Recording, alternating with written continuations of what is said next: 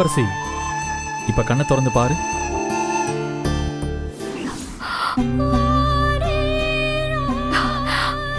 அம்மா,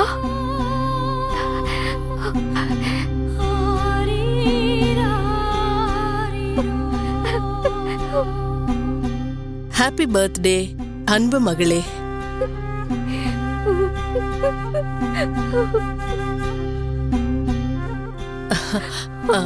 அம்மா,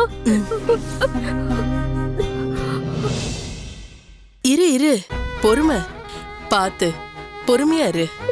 அம்மா, நீங்க நான் உன் கூட இல்லைன்னு கவலைப்பட்டுட்டு இருக்காத. எப்பவுமே இந்த அம்மா உன் கூட தான் இருக்கேன். உன்னை பார்த்துக்கிட்டே தான் இருக்கேன். உன்னோட சுகம் துக்கம் எல்லாத்துலயுமே நான் இருக்கேன். உனக்கு ஏதாவது கஷ்டம்னா கண்ணை மூடி என்கிட்ட சொல்லு, நான் அதை கேட்டுட்டு தான் இருப்பேன்.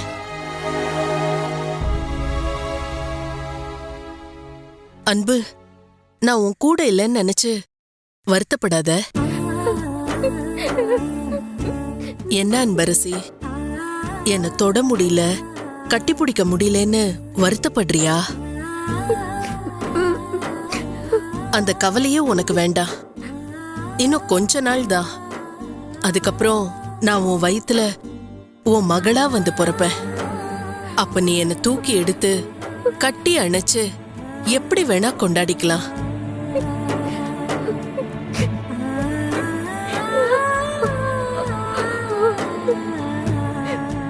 அதான் நான் இங்க இருக்கேன்ல. அன்பு, கண்ணத்தோட இங்க பாரு அன்பரசி, ஒன்னே ஒண்ணுதான். வாழ்க்கையில யாருக்காகவும் நீயா இருக்கிறத மட்டும் விட்டு கொடுத்துறாத.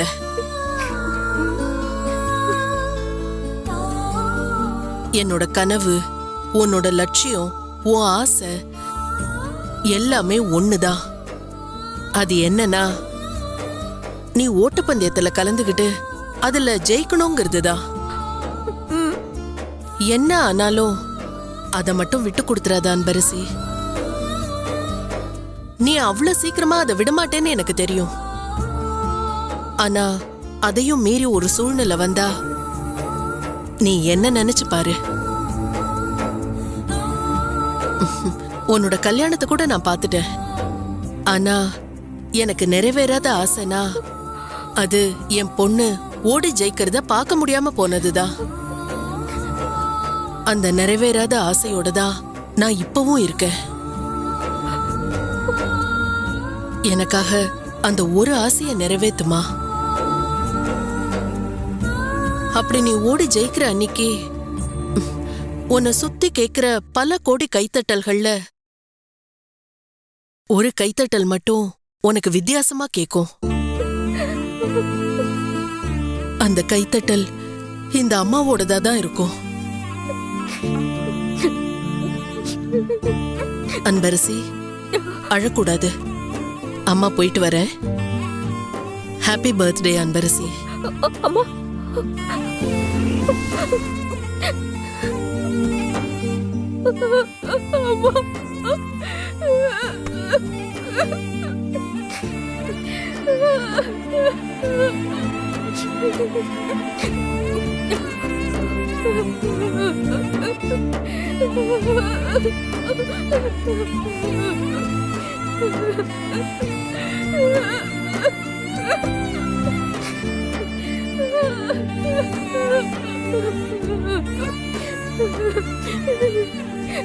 ஏய்,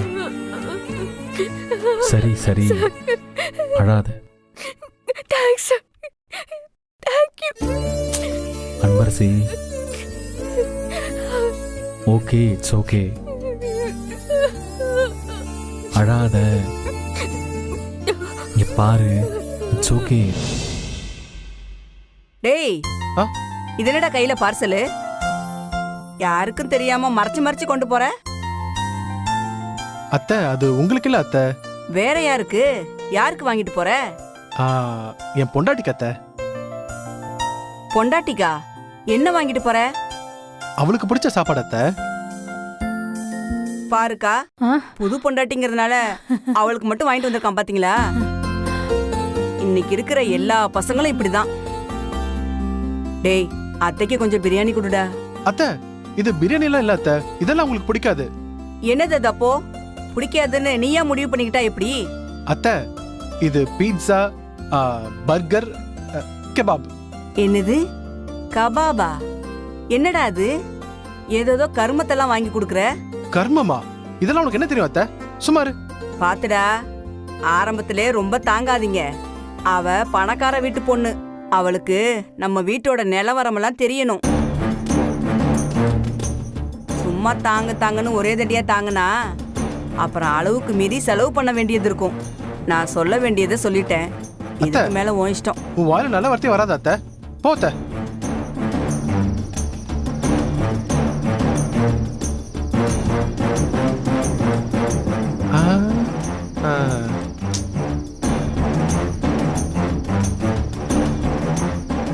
மேடத்துக்கு இன்னும் கோவம் இறங்கல போல இருக்கு. ஓ, பேச மாட்டீங்களா நீங்க? ஹே, புருஷன் நான் ஒன்னு அடிச்சதுக்கு கோவப்படுறேன்னா, பொண்டாட்டி நீ என்ன கை நீட்டி அடிச்சு அதுக்கு நான் என்னடி பண்றது? நானும் உன்ன மாதிரி கோச்சிக்கவா? நான் கோச்சிக்கிட்டா என்ன ஆகும்னு தெரியும்ல. அப்போ எதுக்கும் பதில் பேச மாட்டேன். சரி, ஓகே. அப்போ உனக்கு ஒன்று வாங்கிட்டு வந்த இந்த fried chicken, pizza, burger, kebab, spring roll இதெல்லாம் உனக்கு வேண்டாமா?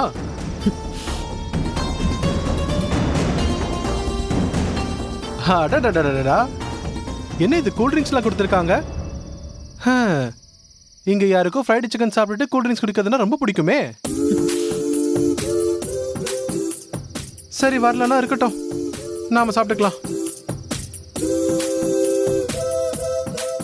முதல்ல காரமான இந்த ஃப்ரைடு சிக்கனை எடுத்து மயோனைஸ்ல அழகா 4 டிப் பண்ணி அப்படியே ருசிச்சு சாப்பிட்டு இருக்கப்ப கொஞ்சோண்டு கூல்ட்ரிங்க்ஸையும் குடிச்சா அட அட அட அட ஆஹா, பாவம் கொடுத்து வைக்கல. ஏமாத்திரியா? என்ன ஒரு புள்ளத்தாச்சி பொண்ணுன்னு கூட பார்க்காம கை நீட்டல நீ? உனக்கு ஒரு நாளைக்கு இருக்குடா. என் பையன் பிறக்கட்டும், அப்ப பாத்துக்கிறேன் உன்னை. ஏன்? ஒரு வேளை பிறக்க போறது பெண் குழந்தையா இருந்துச்சுன்னா, அது அப்பா பொண்ணு ஆயிடுச்சுன்னா அப்ப என்ன பண்ணுவ? இல்ல, பிறக்க போறது பையன்தான்.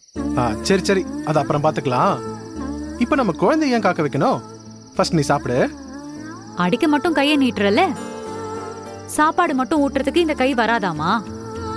என்ன அடிச்சல, இப்ப எனக்கு ஊட்டி விடு. சரி, இது அதை விட நல்லா இருக்கும்.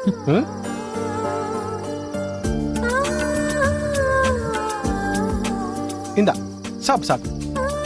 கட்டு.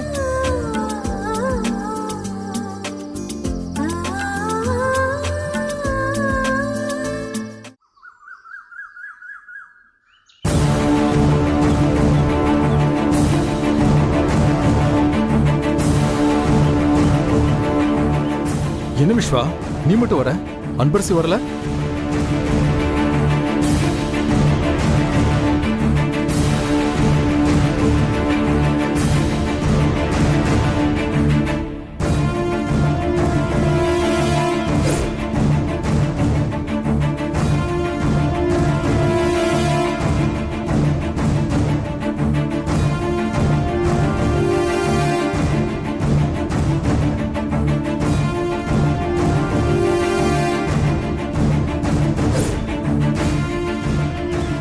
அப்போ அன்பரசி இல்லாம எப்படி விஸ்வா ஃபைனல்?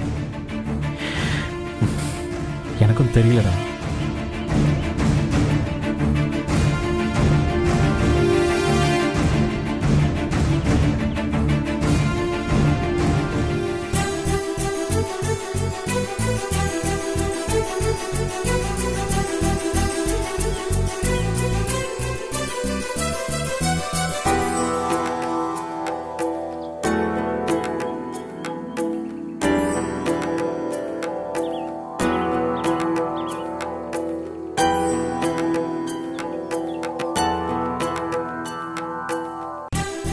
அன்பரசி வரமாட்டேன்னு சொன்ன. கண்டிப்பா உங்களுக்காக நான் ஓடுவேன் சார். டிசைட் பண்ணிட்டேன். அப்புறம் என்ன விஸ்வா, அன்பரசியே வந்துட்டாங்க. அன்பரசி, பிராக்டிஸை ஸ்டார்ட் பண்ணிடலாமா? ம் ஓகே கோச்.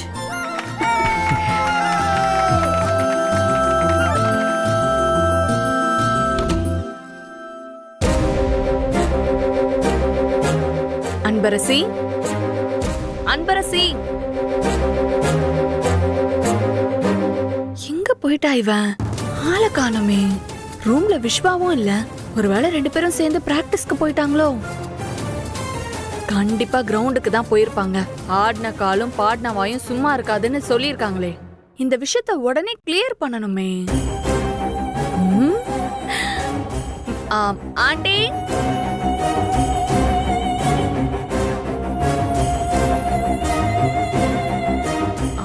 ஆண்டி, உங்களுக்கு ஒரு விஷயம் தெரியுமா? அன்பரசியும் விஸ்வாவும் மேல ரூம்ல இல்ல. 2 பேரும் மறுபடியும் பிராக்டிஸ்க்கு போயிட்டாங்கன்னு நினைக்கிறேன். பிராக்டிஸ் போயிட்டாங்களா? மேல ரூம்ல இல்லையா? இல்ல ஆண்டி, நீங்க வேணா போய் பாருங்க. அது எப்படி அவ போவா? அவதான் எல்லாரும் முன்னாடியும் சத்தியம் பண்ணிருக்கால. இல்லையா ஆண்டி, அவங்க தான் இப்ப வீட்லயே இல்லையே. உங்களுக்கு சந்தேகம் இருந்தா நீங்க வேணா கால் பண்ணி பாருங்களேன். பண்ணுங்க ஆண்டி.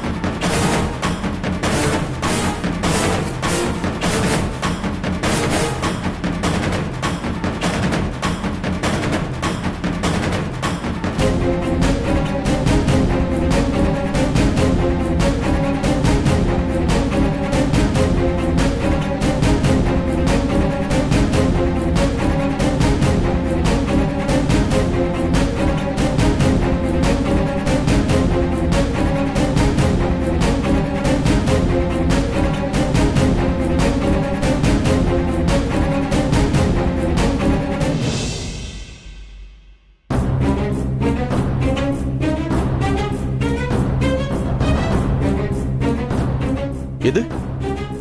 அன்பரசி ரன்னிங் பிராக்டிஸ் போயிட்டாளா? என்ன சொல்ற அனன்யா? அது எப்படி அவ பிராக்டிஸ் போயிருப்பா?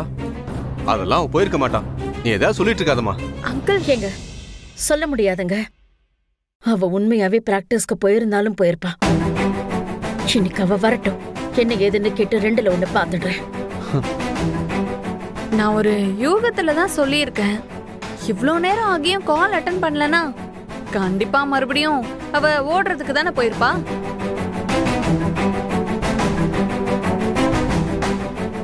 நீ எதுக்கு டார்லிங் யூகிக்கிற? நீ உன் லைஃப உன் மாமன் கூட சந்தோஷமா வாழ்றத விட்டு இப்படி அடுத்தவங்க லைஃப யூகிக்கிறேன்னு ஆப்பு வைக்க பாக்குறியே, இது நல்லா இருக்குதா? நீயே சொல்லு. எப்ப பாரு அடுத்தவங்க லைஃப்லயே வாழ்றது. ஆண்டி, அவங்க கண்டிப்பா கிரவுண்டுக்கு தான் போயிருப்பாங்கன்னு என் உள் மனசு சொல்லுது. இல்லனா ஏன் 2 பேரும் இன்னும் கால் அட்டன் பண்ணாம இருக்கணும்? நீங்களும் யோசிச்சு பாருங்க அங்கிள். ஐயோ நைனா, இவ பேச்செல்லாம் கேட்டுட்டு இருக்காத நைனா. அவ ஒரு பக்கா ஃப்ராடு, முஞ்ச பத்தலே தெரியல. கேட்டா உள் மனசு சொல்லுது, வெளி மனசு சொல்லுதுன்னு ஃபுல்லா கதை நைனா.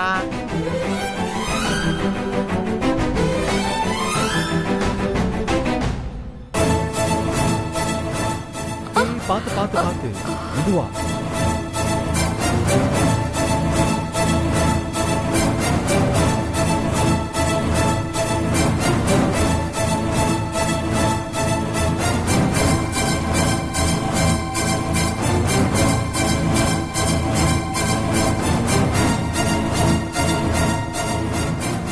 டேய் பார்த்து விஸ்வா, என்னாச்சு? என்னடாச்சு? என்னடா ஆச்சு விஸ்வா? கால்ல கட்டு போட்டு கூட்டிட்டு வர? என்னாச்சு விஸ்வா? அன்பரசி என்னாச்சு? ஒன்றும் இல்லைப்பா, காலையில் காஃபி போடுறதுக்காக கிச்சனுக்கு வந்திருக்கா. அப்போ வர வழியில் மாடி படிக்கட்டுல இருந்து தடுக்கி கீழே விழுந்துட்டா போல. சத்தம் கேட்டு தான் நான் ஓடி வந்து பார்த்தேன். அதுக்கப்புறம் ஹாஸ்பிட்டல் கூட்டிட்டு போனேன். என்னது சத்தம் போட்டாளா?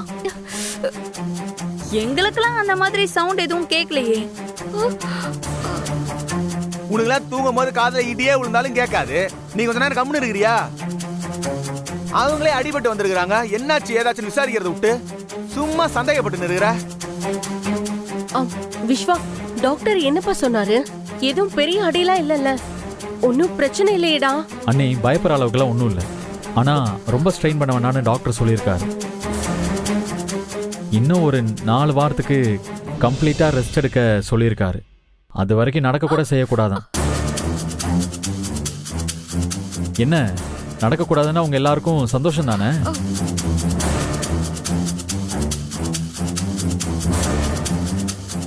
ஏற்கனவே நீங்க ஓடக்கூடாதுன்னு சொல்லி வச்சிருக்கீங்க. ஆனா இப்ப டாக்டரே அவளை நடக்கக்கூடாதுன்னு சொல்லியிருக்காரு. இப்ப நீங்க எல்லாரும் ஹாப்பி தானே? வா அன்பரசி, வா. பார்த்து மெதுவா மெதுவா வா.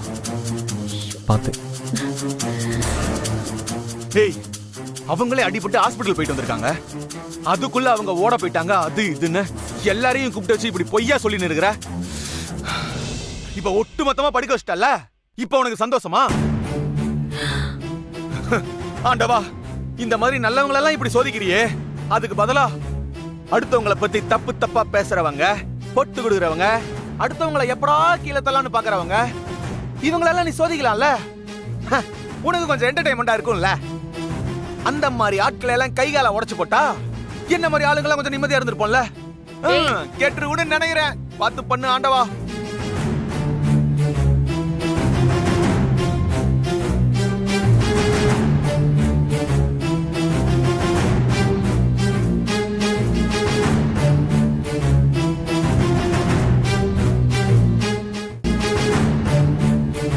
பார்த்து பார்த்து பார்த்து பார்த்து. சார், நம்ம ரூமுக்குள்ளே வந்தாச்சு சார்.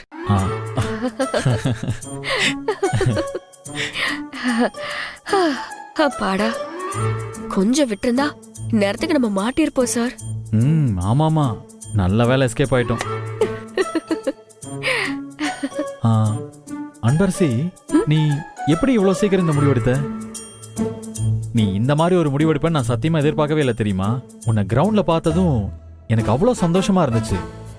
அப்படியே ஏதோ நமக்கு வேண்டிய பொருள் தொலைஞ்சு போனதுக்கு அப்புறம் அதை திரும்பி எடுத்துட்டு வந்து கொடுத்தா ஒரு சந்தோஷம் வரும் பாத்தியா? அந்த மாதிரி இருந்துச்சு. இதுதான் என் உண்மையான அன்பரசி. எனக்கும் தெரியல சார். ஆனா நான் கூட ஓட வேண்டாம் தான் முடிவெடுத்தேன். ஆனா எங்க அம்மா வந்து பேசினது எனக்கு என்னமோ நேர்லயே அவங்க வந்து அவங்க மனசுல உள்ளத சொன்ன மாதிரி இருந்துச்சு. நேத்து எங்க அம்மா கொடுத்த தைரியம் மட்டும் இல்லாம என்னோட உள்ளுக்குள்ள இருந்தும் யாரோ என்ன ஓடு ஓடுன்னு சொல்லி தள்ளின மாதிரி இருந்தது. அதனால காலையில என்ன நினைச்சேனே தெரியல சார். கண்டிப்பா காம்படிஷன்ல கலந்துக்கணும், பிராக்டிஸ்க்கு போயே ஆகணும்னு கண்டிப்பா முடிவெடுத்துட்டேன். என்ன பிரச்சனை வந்தாலும் சமாளிச்சுக்கலாம் சார். என்ன அதை ரியலைஸ் பண்ண வச்சது நீங்களும் அம்மாவும் தான். தேங்க்ஸ். தேங்க்ஸ் எல்லாம் சொல்லாத அன்பரசி. உன்னால இதை விட்டு கொடுக்க முடியாதுன்னு எனக்கு தெரியும். அதனால தான் இதெல்லாம் உனக்கு புரிய வைக்கிறதுக்காக இப்படி பண்ணேன். காம்படிஷனுக்கு இன்னும் கம்மியான நாள் தான் இருக்கு, புரியுதா? நீ ரொம்பவே ஃபோக்கஸ்டா பிராக்டிஸ் பண்ணணும். ஓகே, எப்படியாவது இதில் வின் பண்ண பாரு. அப்பதான் நம்மளோட கனவுக்கு பக்கத்தில் போக முடியும். சரியா? இங்க வீட்டில் நடக்கிறதெல்லாம் நினைச்சு குழம்பிட்டு இருக்காத. இதுக்கப்புறம் வீட்டில் ஏதாவது பிரச்சனை வந்தா அதை நான் பார்த்துக்கிறேன்.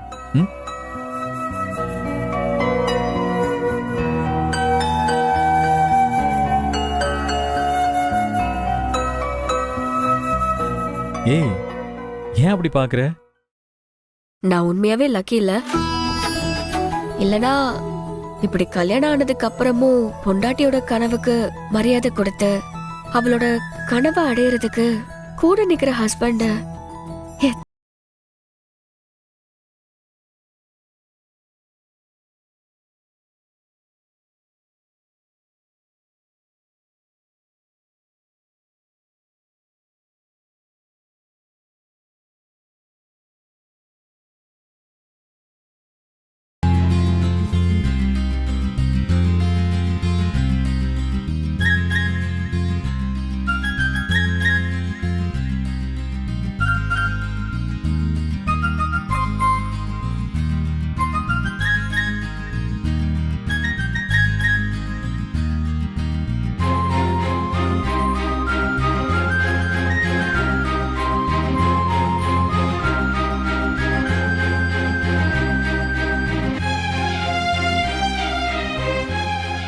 சார் ரொம்ப ரொமான்டிக்கா போறீங்க. இன்னும் 15 நாள் இருக்கு. நான் ஓடணும். ஆமால சாரி